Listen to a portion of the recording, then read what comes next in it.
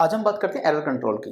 Error control is like one of the functionality और the responsibility of my data link layer. हमने last video में एक functionality पढ़ी थी डेटा लिंक लेयर की, दैट वाज फ्रेमिंग। सो अब error control क्या कहता है? एरर कंट्रोल ये कहता है जब भी मेरे पास सेंडर टू रिसीवर कोई भी एक कम्युनिकेशन होना है, मेरे पास कुछ भी डेटा सेंड होना है, तो इट मे हैपन कि सेंडर से रिसीवर पर जब डेटा जाएगा, सो यहाँ पर जो रिसीवर का जो बफर है इसमें ऑलरेडी कुछ डेटा यूनिट्स, जब भी हम डेटा यूनिट्स बोलते हैं it may be A packet, it may be a frame, ठीक है। सो यहां पर लेट्स से ऑलरेडी इसके बफर में रिसीवर पर already 3 packets are under the process.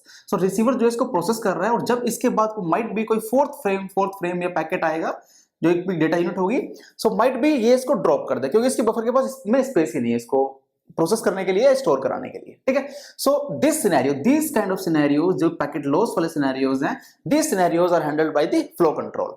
अब एरर कंट्रोल बेसिकली क्या है कि ऐसा एक सिनेरियो ऐसा हो सकता है कि मेरे पास सेंडर से रिसीवर जब भी कम्युनिकेशन होगा, लेट्स से एक डेटा यूनिट है जो सेंडर टू रिसीवर जाना है, so during the transmission to receiver इसकी एक या एक से ज्यादा बिट जो है वो करप्ट हो जाए या चेंज हो जाए, due to might be during the transmission उसमें कोई इंटरफेरेंस आ जाए, कोई हिंड्रेंस हो जाए, माइट बी थंडरबोल्ट सिनेरियो हो जाए या फिर कोई हाई फ्रीक्वेंसी चेंज हो जाए। So because of these reasons इसकी एक या अगर डिजिटल डेटा है, लेट्स से डेटा इज 01010, ठीक है। सो अगर ये डिजिटल डेटा है इसकी एक या एक से ज्यादा बिट चेंज हो सकती है, ठीक है। सो अगर सिर्फ लेट्स से ये डेटा मेरा सेंड होना है तो सेंडर से यहां पर ये, और जो सेंड हुआ है टू रिसीवर ये रिसीव हुआ है 01, ये वाली बिट जो ये चेंज हो गई, let's say this is 0, rest as it is 0 0, ठीक है। So this is like a one bit change. There are two types of error, one is single bit error, second one is burst error, single bit error, and these are the types of error, single bit error and second one is like burst error। अगर किसी data unit में केवल एक ही bit change होती है during the transmission from sender to receiver, तो उसको हम बोलते हैं single bit error. If more than one bit is change, that means two और more than two bits are change, that means that is known as burst error, ठीक है। सो अब इन scenarios को हैंडल करने के लिए मेरे पास है कुछ एरर कंट्रोल स्ट्रेटजीज। मेरे पास दो मैकेनिज्म्स हैं। The first one is error detection and second one is known as error correction. Error detection क्या कहता है? एरर डिटेक्शन ये कहता है कि जब सेंडर टू रिसीवर कोई भी डेटा यूनिट जाएगी या कोई भी फ्रेम या डेटा जाएगा, उस केस में मैं ये डिटेक्ट कर सकता हूं क्या वो डेटा एज इट इज आया है मेरे सेंडर से सेंडर टू रिसीवर या उसमें कोई चेंज हुआ है। I can only detect, I can not correct it, okay. So that means कि इसने ये कहा कि मैं सिर्फ फाइंड आउट कर सकता हूं भाई कि ये एज इट इज आया है या उसमें कुछ चेंज होकर के आया है, मैं उसको करेक्ट नहीं कर सकता। सो करेक्ट करने के लिए क्या करना पड़ेगा? या तो अब रिसीवर, लेट्स से मेरे पास सेंडर टू रिसीवर आया, रिसीवर ने फाइंड आउट किया हो डेटा तो वो नहीं है, डेटा तो गलत है, इसमें तो कुछ चेंज है, मैनिपुलेटेड डेटा है, तो ये क्या कहेगा कि मैं सिर्फ डिटेक्ट कर सकता हूं, I can not correct it कि इसमें कौन कहां चेंज हुआ है, कौन सी बिट पे चेंज हुआ है, ठीक है। सो ये क्या कहता है कि मैं इसको सिर्फ बता सकता हूं कि भाई गलत है। तो इसके केस में मुझे क्या करना पड़ेगा? रीट्रांसमिट करना पड़ेगा अपने डेटा यूनिट को। So retransmissions are required in case of error detection schemes. Retransmissions of my data units are required. Retransmissions are required.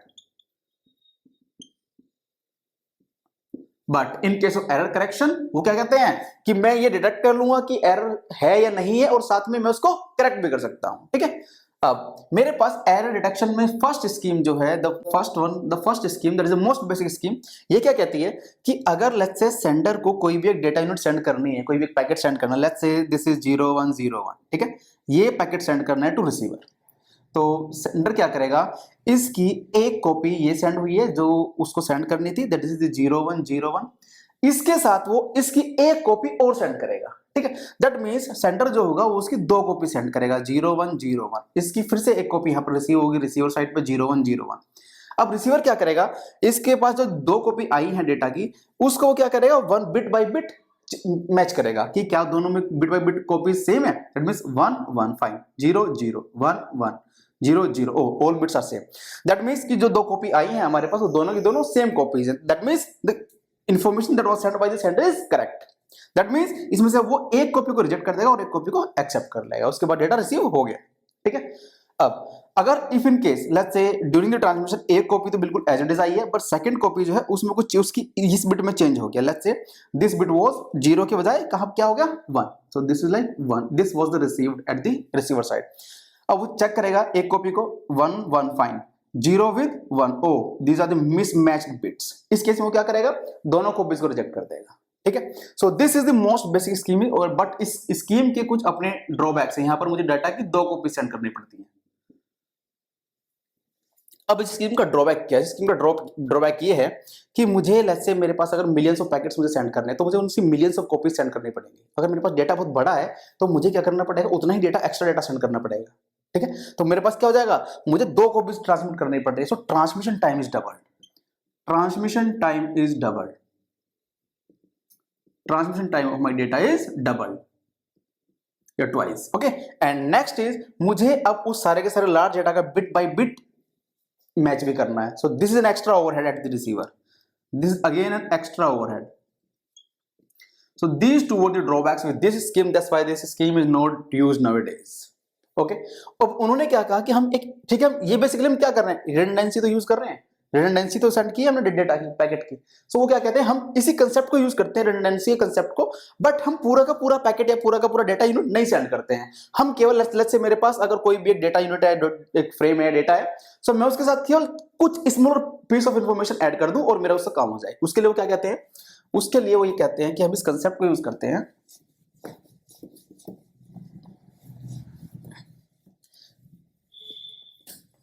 कि जब भी मेरे पास ये सेंडर है, ये रिसीवर है, सेंडर को कोई भी एक डेटा सेंड करना है, सेंडर क्या करेगा, इस डेटा के साथ इस डेटा की पूरी एक कॉपी ना ऐड करके उसके साथ कुछ एक रिडंडेंट कोड या रिडंडेंसी चेक ऐड कर दे। ठीक है, और ये redundancy check is like very small piece of information with respect to this data. Might be data काफी बड़ा हो, थाउजेंड्स ऑफ बिट्स का हो, but redundancy check is like might be 3 bit, 4 bit, 5 bit, 10 bits. Okay, so अब केवल मुझे smaller information add करनी पड़ रही है, एक्स्ट्रा बिट्स, कुछ एक्स्ट्रा बिट्स ऐड किए मैंने। ठीक है, अब ये सेंडर से रिसीवर पर अगेन रिसीव होगा।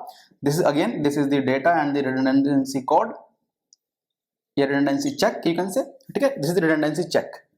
ओके, अब ये जब जाएगा रिसीवर पर, रिसीवर फिर से अपनी एक चेकिंग फंक्शन होगा इसका, उसमें चेक करेगा कि क्या सेंडर ने जो डेटा और आरसी सेंड किए हैं क्या वो सेम है। If it is same it will accept, else it will reject it. If no, if this is not same then it will reject it.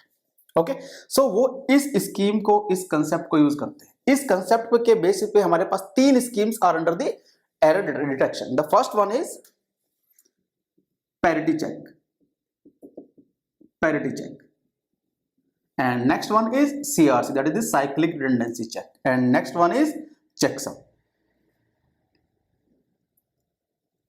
ठीक है, and there is one more scheme under the error correction, that is the Hamming code. अब हम next videos में इनको one by one देखेंगे, parity check, CRC and then checksum. So in the next video we will see the parity check. Thanks.